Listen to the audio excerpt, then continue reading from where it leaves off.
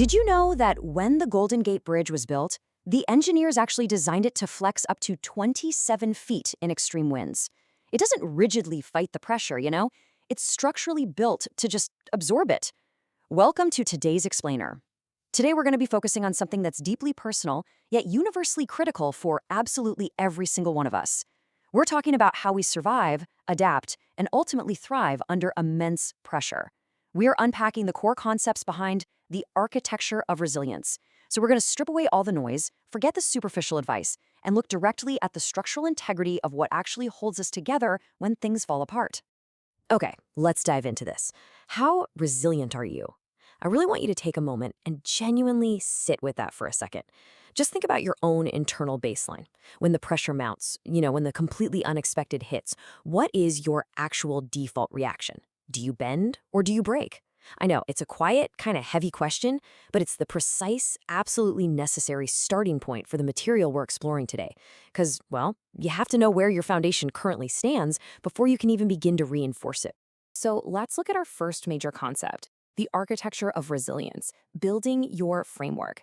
It's absolutely crucial to realize here that resilience is an architecture you actively build, rather than just some random trait you simply possess. Now, what's really interesting about this slide is how it brings us to our next vital component, developing effective coping skills, which is the core promise of this material. Shifting from broad theory into practical application, we have this key statement.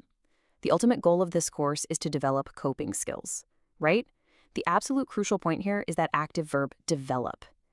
So often we hear people talk about resilience in everyday conversation as if it's, a genetic lottery, like it's a magical trait you're simply born with or you aren't. But this material, it approaches it from a completely different, honestly much more empowering angle.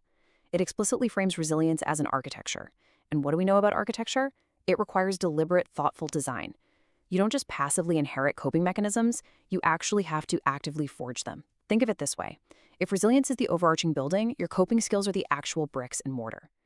But a beautifully designed roof is literally useless if it completely caves in at the very first drop of rain. You need these psychological mechanisms to hold up under very specific, demanding conditions. And this brilliantly illustrates the true test of your framework. You need skills that remain effective in high-stress situations. We are just talking about coping when things are, slightly inconvenient, like hitting traffic on your morning commute. No way. We're talking about having mechanisms that remain rock solid when the stakes are at their absolute highest. Imagine dealing with a sudden, massive career setback, an unexpected financial crisis, or even an intense medical diagnosis. When that overwhelming stress hits, your internal architecture needs to stand firm, flex just like that suspension bridge, and protect you. That is the ultimate takeaway here. It's about equipping you with a tested, robust set of tools designed specifically to keep you from snapping in the absolute most severe environments you might ever face.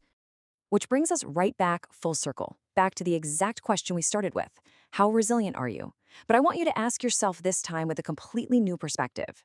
Having seen the core principles of this material, are you ready to actively build your framework? Are you prepared to take these concepts, put in the deliberate work, and systematically develop the coping skills that are going to hold you up when you need them most?